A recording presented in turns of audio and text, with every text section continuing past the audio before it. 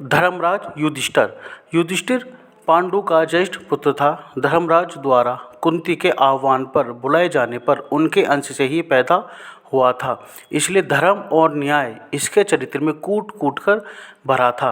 इसी के कारण इसको धर्मराज युधिष्ठिर पुकारा जाता था। वह कभी असत्य नहीं बोलता था, तभी शत्रु पक्ष के लोग भी उनकी बात पर पूरा विश्वास करते थे।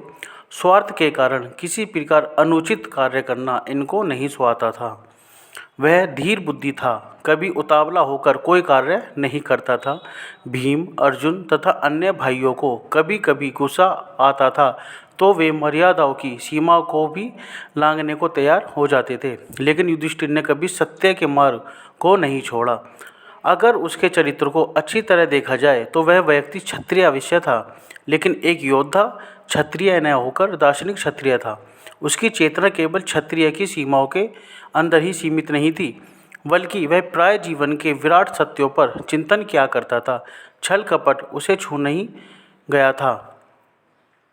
राजा होने पर भी कूटनीति से कभी उसने काम नहीं लिया। क्षमा सदा उसके व्यवहार में रही। बड़े से बड़े अपराध को भी वह क्षमा कर देता था। गुरुदेव द्रोणाचार्य के पुत्र अश्वत्थामा के प्रतिहिंसा की आग में जलकर द्रौपदी के 5 पुत्रों को सोती अवस्था में मार दिया था। इससे बड़ा अपराध और क्या हो सकता था। एक तो पुत्रों की हत्या, वंशनाश करने की कुचेष्टा और इस तरह अन्याय से, लेकिन युधिष्ठिर ने उस आतताई अश्वत्थामा को भी क्षमा कर दिया। उस समय अश्वत्थामा का वध करने के लिए तुले हुए पांडव उसके सामने कुछ नहीं बोल पाए थे। उसकी आत्मशक्ति इतनी अधिक थी कि एक बार तो कितने भी क्रोधी स्वभाव का व्यक्ति उसके सामने सिर झुका देता था। स्वभाव से वह सहनशील था। दूसरों की क्षुद्रता पर रोष करना उसे नहीं आता था। कौरवों ने क्या क्या कुचक्र नहीं रचे। उन्होंने अपने ही भाई पांडवों को वारणावत भेज दिया और वहाँ लक्षागृह में ठहराया। वहाँ से उनको सुरंग लगाकर भागना पड़ा और इस तरह दुर्योधन का वह षड्यंत्र निष्फल चला गया। लेकिन युधिष्ठिर को इस पर भी क्रोध नहीं आया। उसने कभी भी अपने मुंह से यह बात नहीं कही कि दुर्योधन को नष्ट कर देना चाहिए। सच देखा जाए तो वह पूरी तरह निष्काम कर्मयोगी था। इस भौतिक संसार के सुख और दुख उसको अधिक विचलित नहीं करते थे। बच्चों के समान सरल उसकी प्रकृति थी। दूसरों के बनाए षड्यंत्र को वह नहीं जान पाता था। इसका कारण यही था कि उसकी दृष्टि निरंतर जीवन की सुंदरता पर रहती थी। जीवन का पक्ष वह अच्छी तरह नहीं जानता था। भाई और मित्र पर पूरी तरह विश्वास करता था। एक सफल कूटनीतिज्ञ की तरह संदेह करना उसे नहीं आता था। तभी उसने दुर्योधन का जुआ खेलने का प्रस्ताव सहर्ष स्वीकार कर लिया। राजसूय यज्ञ के पश्चात उसके वैभव को देखकर वृद्ध धृतराष्ट्र के मन में ईर्ष्या जाग उठी थी।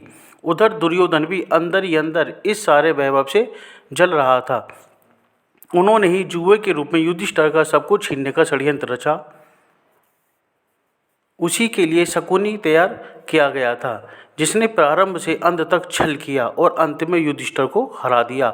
उस समय युधिष्ठिर धृतराष्ट्र और दुर्योधन के मन के भाव नहीं जान पाया था। उसकी तो उनके प्रति पहले जैसे ही श्रद्धा थी। जुए में वह सब कुछ हार गया था, यहाँ तक कि अपनी प्रिय पत्नी द्रौपदी और अपने प्यारे भाइयों को भी उसने दांव पर लगा दिया। उनको भी वह हार गया। उसकी सरलता के कारण ही उसकी यह पराजय हुई थी। उसके बाद जब द्रौपदी का भरी सभा में अपमान किया गया तो वह कुछ भी नहीं बोला।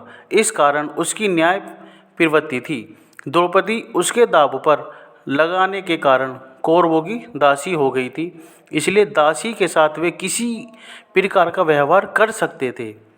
यही उस समय समाज की मर्यादा थी। भला इसके विरुद्ध युधिष्ठिर कैसे जाता। इससे यह स्पष्ट होता है कि सत्य और मर्यादा के पीछे वह धर्मार्थ अपने परिजनों को कितने भी कष्ट में देख सकता था।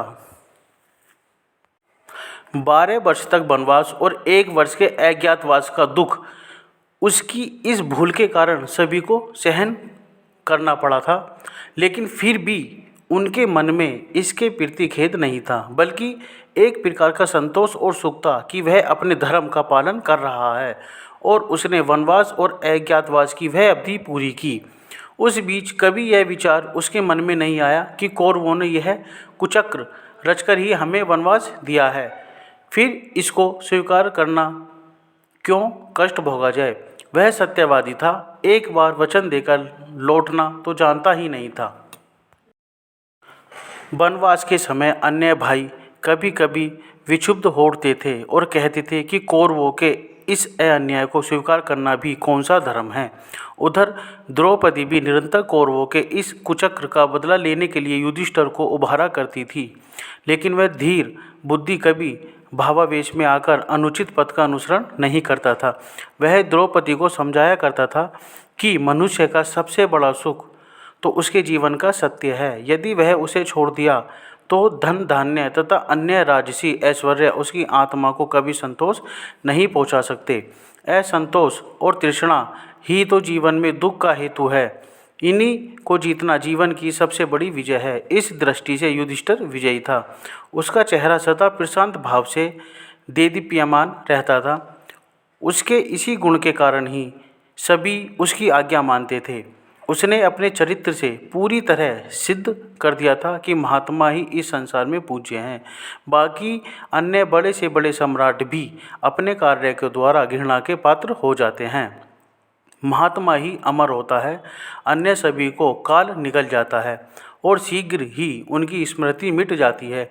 देखा जाए तो महाभारत का प्रमुख पात्र युधिष्ठिर ही है, जो अपने युग की सीमाओं के भीतर रहकर भी जीवन के विराट सत्यों की ओर पूरी तरह सजग रहता है। अन्य कोई पात्र इस गौरव को नहीं पहुंचाता। वही था जिसने कुत्ते को भी स्वर्ग का अधिकारी बनाया था। समाजगत भेदभावों को वह छोटी परिधि में के सत्य मानता था, तभी तो उसने उस स्वर्ग में जाने से इनकार कर दिया था जहाँ उसकी आत्मा रखने वाले कुत्ते को प्रविष्ट करने का अधिकार न हो। क्या युधिष्ठिर के अलावा और व्यक्ति उस समय के समाज में यह बात कह सकता था? वह जीवन के स्वार्थ के प्रति प्राय उदासीन रहा करता था। महाभारत युद्ध के समय कभी उसने अपनी विजय के लिए उत्सुकता नहीं दिखाई। यहाँ तक कि जब श्री कृष्ण ने द्रोणाचार्य के वध के लिए उससे यह कहलवाना चाहा कि अश्वत्थामा मर गया, तो उसने यह झूठ बोलने से साफ इनकार कर दिया। और फिर कृष्ण ने बहुत कहने पर भी स्पष्ट रूप से यह नहीं कहा कि द्रोणाचार्य का पुत्र अश्वत्थामा मर गया, बल्कि यह पता नहीं कहा कि अश्वत्थामा नाम का मनुष्य मरा या उस नाम का हाथी। इस तरह कहकर उसने अपने राज्य धर्म का पालन किया, लेकिन फिर भी वह झूठ तो ही था, क्योंकि पूरी तरह जानते हुए भी अश्वत्थामा हाथी ही मरा है। उसने यह संशयात्मक वाक्य कहा था, इसलिए कुछ क्षणों तक उसको नरक की यात्रा करनी पड़ी।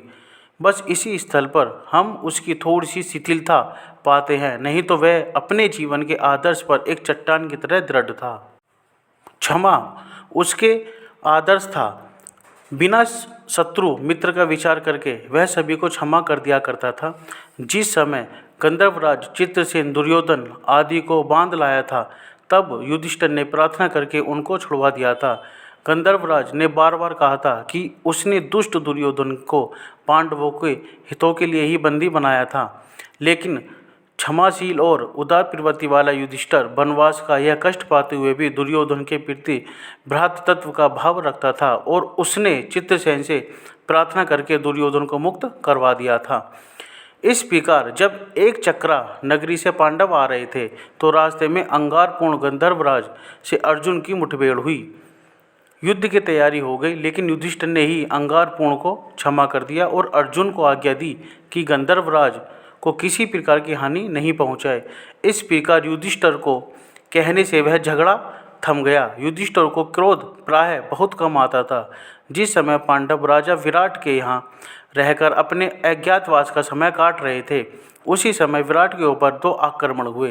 पहले तो उनके गोधन को लेने के लिए सुशर्मा ने उनके ऊपर आक्रमण किया, दूसरी ओर दुष्ट कौरवों ने आकर आक्रमण कर दिया। विराट को सुशर्मा से लड़ने चले गए। कौरवों से युद्ध करने के लिए राजकुमार उत्तर भरततला नामधारी अर्जुन को अपना सारथी बनाकर ले गया, लेकिन दुर्योधन की विशाल सेना देखकर उत्तर युद्ध से भागने लगा, तो अर्जुन ने उसे रोककर स्वयं धनुष लेकर कौरवों से युद्ध किया और उनको पराजित कर दिया। लेकिन नगर में लौटने पर यही घोषित किया कि राजकुमार उत्तन ने यह विजय प्राप्त की है। राजा विराट सभा में बैठे हुए अपने पुत्र की प्रशंसा कर रहे थे। उस समय कंक नामधारी युधिष्ठिर ने कहा, महाराज, दुर्योधन आदि योद्धाओं को जीतना उत्तर के लिए कभी संभव नहीं है। उत्तर व्यर्थ अपनी प्रशंसा करते हैं, बृहत्तला ही उनको पराजित कर सकता है। यह सुनकर विराट ने अपने हाथों के पांसों को खींचकर युधिष्ठिर के मुंह पर मारा, जिससे उसके मुंह से खून बहने लगा। लेकिन उस समय भी वह धीर बुद्धि क्रुद्ध नहीं हुआ। उसके स्थान पर यदि कोई और होता तो राजा विराट के इस व्यवहार को सह नहीं पाता। लेकिन युधिष्ठिर कुछ नहीं बोला। उसकी इस महानता के कारण ही बाद में यह पता लगाने पर ही अन्य नामधारी सभी पांडव भी यहाँ ठहरे हुए हैं। राजा विराट को अपने व्यवहार पर बड़ा दुख हुआ और उसने युधिष्ठिर से अपने धृष्टपूर्ण व्यवहार के लिए क्षमा मांगी। वह बड़ा ही विनयशाली था, बड़ों का सदा उचित सम्मान करता था। महाभारत युद्ध छिड़ने के पहले वह रथ से उतरकर पैदल ही भीष्म आदि गुरुजनों की वंदना करने आया था।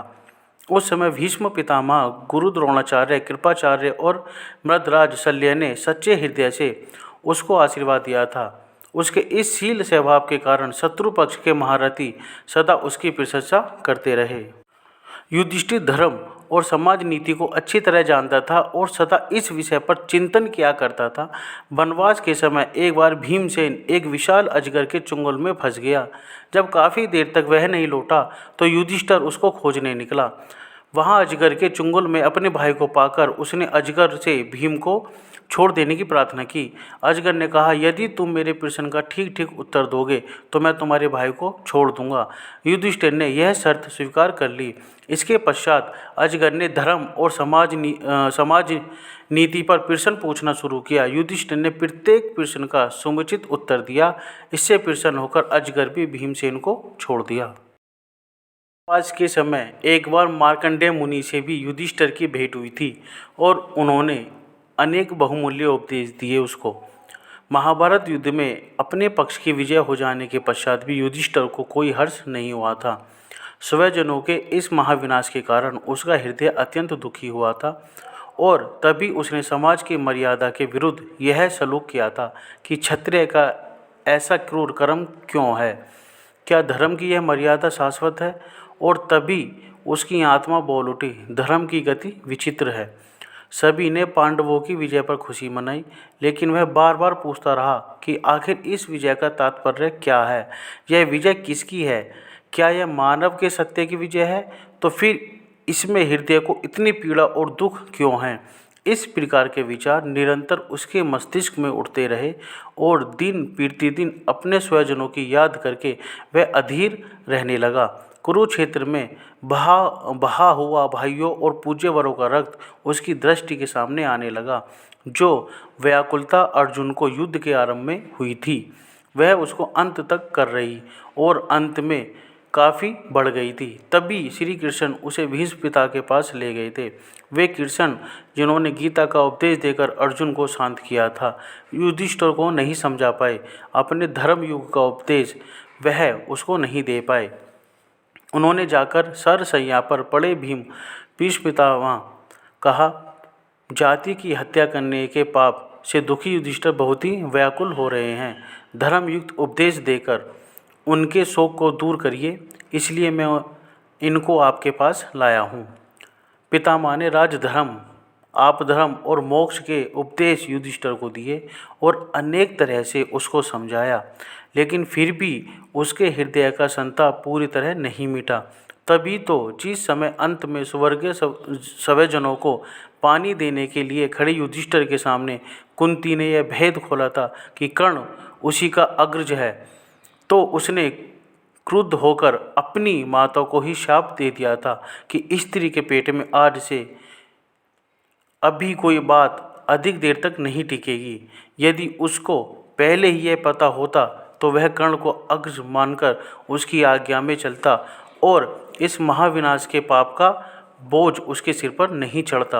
अंत तक उसके हृदय को यही बात कष्ट देती रही कि सबसे बड़ा भाई होने नाते वही उस महाभारत के भीष्म संग्राम के द्वारा उत्तरदायी है। युद्ध समाप्त होते ही द्रौपदी के 5 पुत्र मारे गए। उधर अभिमन्यु पहले ही मारा जा चुका था। फिर कृष्ण के कुल में भी फूट पड़ गई और वहाँ भी सर्वनाश हो गया। स्वयं श्री कृष्ण को उपेक्षित की भांति अपने प्राण त्यागने पड़े। उस समय उनका दाह संस्कार करने तक के लिए उनका कोई स्वजन उपस्थित नहीं था। इन सभी कारणों से युधिष्ठिर जीवन के प्रति उदासीन हो उठा। यद्यपि महाभारत के बाद कुछ वर्ष तक वह राज्य करता रहा, लेकिन कभी भी उसका चित्त प्रसन्न नहीं रहा। अनेक प्रकार के भयानक प्रश्न उसके मस्तिष्क में उठते थे और उसकी चेतना को झंझोकर रख देते थे। अंत में वह जीवन से इतना उब गया कि इसमें किसी प्रकार का सौंदर्य और सुख उसे दिखाई नहीं देता था। जीवित रहने का लगाव उसके हृदय से मिट गया था। तभी अपने पोते परीक्षित को राज्य देकर वह अपनी पत्नी द्रौपदी और चारों भाइयों के साथ हिमालय की ओर चल दिया। और वह, उसके भाई और द्रौपदी बर्फ में गलकर मर गए थे और वह संदेह स्वर्ग गया। इंद्र और स्वयं धर्मराज उसको लेने आए थे। यह उसके पुण्य का प्रभाव भी था। पहले पहले उसे नरक में होकर गुजरना पड़ता था, जहाँ वह सहसा उसे अपने भाइयों तथा द्रौपदी की चीतकर सुनाई दी।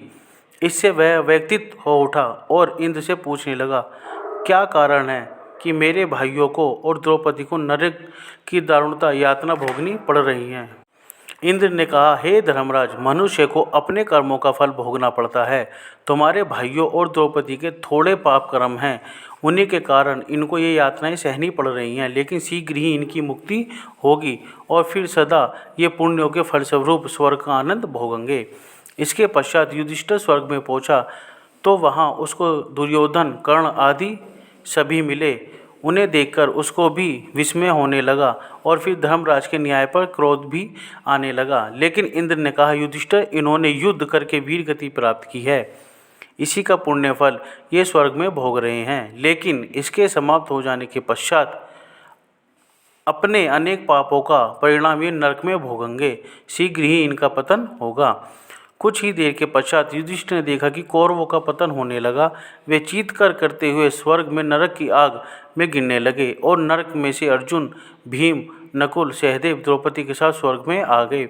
उनसे मिलकर युधिष्ठिर को अत्यधिक प्रसन्नता हुई। इसके पश्चात वे सभी अपने पुण्यों का फल भोगने लगे। युधिष्ठिर के चरित्र को पूरी तरह देखने से यह मालूम होता है कि वह सद्गुणों की खान था। वह एक विचार था जो निरपेक्ष दृष्टि से मानवगत मूल्यों पर विचार किया करता था और फिर अपने हृदय की बात को कहने का साहस रखता था। कभी स्वार्थ के लिए सत्य पर पर्दा डालने की उसने चेष्टा नहीं की। अपना दयालु स्वभाव होते हुए भी वह रणभीरु कभी नहीं था। जब कभी युद्ध स्थल में उतरता तो पूर्ण साहस के साथ युद्ध करता। मृतराज शल्य उसी के हाथ से मारा गया था। कर्ण भी उसके युद्ध किया था, लेकिन घायल होने के कारण आग उसे युद्ध नहीं कर पाया था। अर्जुन ने कर्ण से टक्कर ली थी और जब अर्जुन पूरे दिन लड़कर भी कर्ण को परास्त नहीं कर पाया तो युधिष्ठिर ने उसको बुरी तरह फटकारा था। उसने उसके गांडविक धनुष तक को ललकारा था। इस पर अर्जुन ने क्रुद्ध होकर अपने अग्रज का वध करने की ठान ली थी, लेकिन कृष्ण ने बीच बचाव कर दिया। फिर अर्जुन ने युधिष्ठिर से अपनी धृष्टता के लिए क्षमा मांगी थी। युधिष्ठिर के जीवन में यही घटना है जहाँ उसने अपने धैर्य तोड़ दिया था, नहीं तो सदा धैर्य रखा। आशा ही उसके जीवन को सुखमय बनाती रहती थी। वह आशावादी था। बड़ी से बड़ी आपत्ति आने पर भी वह घबराता नहीं था और उनके बीच भी भविष्य में सुखी जीवन की आशा करता था। मार काट और युद्ध से वह सदा घृणा करता था। तभी उसने क्षत्रिय के इस क्रूर कर्म की कुछ आलोचना की थी। महाभारत की युद्ध को टालने की उसने हर बार कोशिश की, लेकिन दुर्योधन की दुष्टता के आगे उसकी कोशिश बेकार हो गई। उसने वनवास तक स्वीकार किया और फिर कौरवों से अपना हिस्सा प्राप्त करने की आशा की, लेकिन वह भी उसे नहीं मिला। तब अंत में विवश होकर उसे युद्ध करना पड़ा। स्वाभिमानी वह पूरा था। वह कभी दबना नहीं चाहता था। दबता तो वह सत्य से था। व्यक्ति की सत्ता का उसके सामने अधिक मूल्य नहीं था। द्रौपदी के अपमानित होने के समय वह सिर्फ मर्यादा और अपने दिए हुए वचन के कारण ही चुप बैठा था। किसी प्रकार के भय के कारण नहीं। माता का भी वह अन्यन सेवक था। पुत्रहीन गांधारी की उसने ऐसी सेवा की कि स्वयं दुर्योधन भी अपने जीवन काल में ऐसी सेवा नहीं कर पाया। धृष्टराज भी उसकी सेवा से प्रसन्न हो गए थे। उसने अपने जीवन के आदर्श पर चलकर ही तो गांधारी और धृष्टराज का असीम प्रेम प्राप्त किया। शत्रु वर्ग से भी ऐसा प्रेम प्राप्त कर लेना महापुरुषों के लिए ही संभव है। इस दृष्टि से देखा जाए तो वह रोग और द्वेष से परे था। गीता के अनुसार देखा जाए तो वह निष्फल कर्मयोगी था। उसकी समान दृष्टि थी। भेदभाव करना वह नहीं जानता था। राजनीति के मामले में इतना नादान था कि कभी कभी तो बिना सोचे समझे ही बात मुख से निकाल जाता था। इसी प्रकार जब कौरव पक्ष का अंतिम योद्धा दुर्योधन बच रहा और वह जाकर द्रौपयान सरोवर में जा छिपा तो सभी पांडव उसे खोजते हुए वहीं जा पहुँचे। उस समय सभी ने दुर्योधन को ललकारा, जिससे आवेश में आकर वह बाहर निकल आया। उस समय दुर्योधन ने उससे कहा, युधिष्ठिर, अब सब कुछ विनष्ट हो चुका है।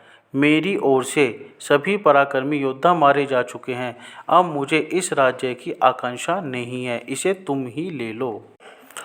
इस पर युधिष्ठिर बोला, दुर्योधन, यदि तुम इसी डर से इस सरोवर में छिप गए हो कि अकेले हम पर सभी आक्रमण करेंगे, तो सुनो, हम पांचों भाइयों में से जिस एक से तुम युद्ध करना चाहो उसी से युद्ध कर लो, तो जीत जाएगा, वही राज्य का अधिकारी होगा। उसकी यह बात सुनकर सभी एक साथ सकते में रह गए। कृष्ण तो सोचने लगा कि युधिष्ठिर ने सारा बना बनाया खेल ही बिगाड़ दिया, क्योंकि उस समय यदि दुर्योधन, नकुल, सहदेव या उस युधिष्ठिर से ही गदा युद्ध करने की इच्छा प्रकट करता तो उनमें से कोई भी उसे पराजित नहीं कर सकता था। यहाँ तक कि यदि भीमसेन भी कृष्ण का इशारा ना समझकर वैसे ही लड़ता रहता तो दुर्योधन उसे धराशायी कर देता। कृष्ण की वह सफल राजनीतिज्ञ थे जिन्होंने सदा पांडवों की भूलों को सुधारा और उनको ठीक सलाह देकर परिस्थिति को अपने वश में किया। महाभारत में पांडवों की विजय का सारा श्रेय श्री कृष्ण को ही है। यदि वे नहीं होते तो पांडव कभी भी विजय नहीं होते। युधिष्ठिर तो पल पल में संशय में पड़ जाता था। एक तरफ तो महाभारत का युद्ध हो रहा था और दूसरी ओर उसकी आत्मा में एक प्रकार का भीषण संघर्ष चल रहा था। इसी निरंतर चलते संघर्ष के कारण वह कभी एक क्षत्रिय की तरह क्रूर नहीं हुआ। उसने कभी अपने आप को अन्य क्षत्रिय धर्म की सीमाओं में नहीं मिटाया, बल्कि वह तो सत्य को खोजने वाला दार्शनिक था। दुर्योधन के प्रति एक बार भीम इतना क्रूर हो गया कि उसकी जांघ तोड़ने के बाद वह उसके सिर को लात मार के उद्युक्त हो गया, लेकिन युधिष्ठिर ने भीम को रोक लिया। उसके हृदय में दुर्योधन के प्रति किसी प्रकार की घृणा नहीं थी। घृणा उसे मनुष्य से नहीं थी, बल्कि मनुष्य के विकारों से थी। क्षत्रिय होकर भी जीवन की समस्याओं के ऊपर निरंतर चिंतन करने वाला इतिहास में यह पहला ही दार्शनिक मिलता है जिसकी चेतना ने मर्यादा की संकीर्णता को स्वीकार नहीं किया था। अंत में महाभारत के इस महान दृष्टता का जीवन संसार को यह पाठ देकर समाप्त हो गया कि धर्म की गति विचित्र है। मनुष्य जिन मर्यादाओं को सत्य और शाश्वत मानता है वे शाश्वत नहीं है। चेतना का प्रवाह पहले रहता है, उन मूल्यों में निरंतर परिवर्तन आता रहता है। महाभारत का अंत एक तीव्र विषमता और दुख में हुआ। उसी प्रकार इस जीवन में दुख को इस संसार में सत्य घोषित करके समाप्त हुआ। वह प्रमाणित कर गया कि मनुष्य के सुख और वैभव से भी ऊंचा मनुष्य के जीवन का सत्य है और उसी के साक्षात से जीवन में सच्चा संतोष मिलता है। उसी से परलोक में स्वर्ग का सुख मिलता है। अंत में यही कहना उचित होगा कि युधिष्ठिर महाभारत का सबसे महान और उदात्त पात्र है, जिसके चरित्र के द्वारा ही महाभारत का दार्शनिक पक्ष स्पष्ट होता है।